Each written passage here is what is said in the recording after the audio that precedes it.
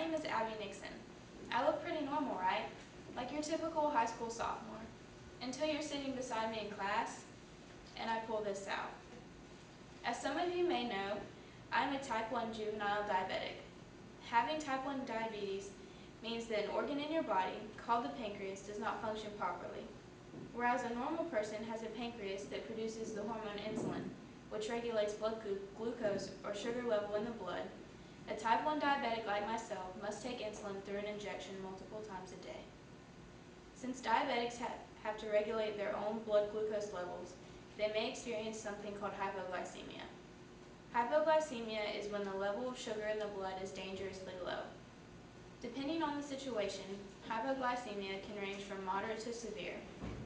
However, immediate action should always be taken regardless. It is important that the public is aware of what to do if they come in contact with a diabetic experiencing hypoglycemia. Why would you need to know, you may ask? It is stated that this type of situation is more common than if someone was having an allergic reaction.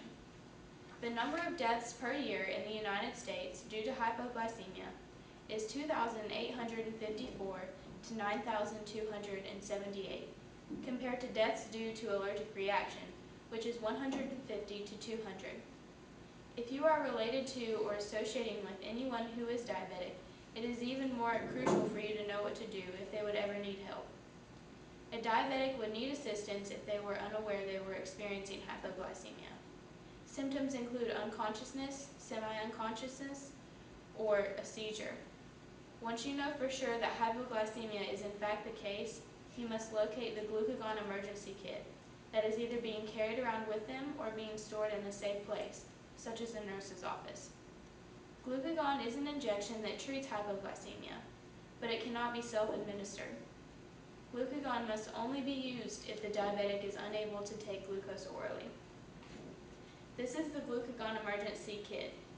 It's bright red, so you always know that this is the glucagon kit because it says on here too. And when you open it, the first thing you see is a syringe and a bottle of glucagon. It comes with visual and written instructions. The first thing you do is you pop the cap off of the bottle of glucagon, which has a solution in it. You pop that off, and then you take the cap off of the syringe and place it into the rubber hole of the bottle. You inject the solution into the bottle, and then you take it out and put the cap back on.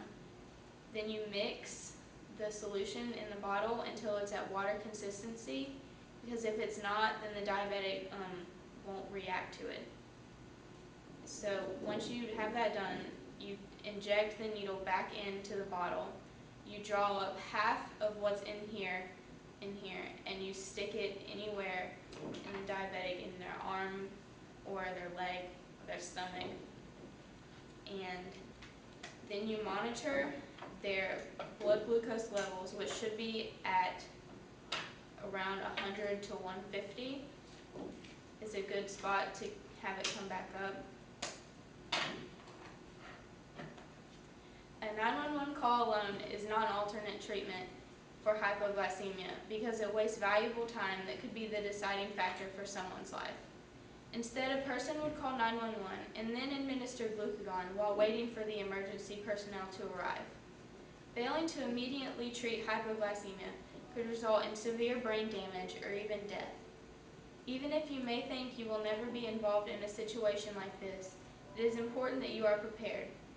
Some may argue that only trained professionals should treat hypoglycemia, or that it's not everyone's responsibility to know how to treat it. But what if your actions could save someone's life? What if it could save mine? I am not the only diabetic attending early college, and because this disease is increasing in America, I am most likely not the only diabetic you know. This is why I find it valuable for all to be aware of what to do if someone you know is experiencing hypoglycemia. I urge everyone listening to take action when action is needed because you could save a life. Thank you.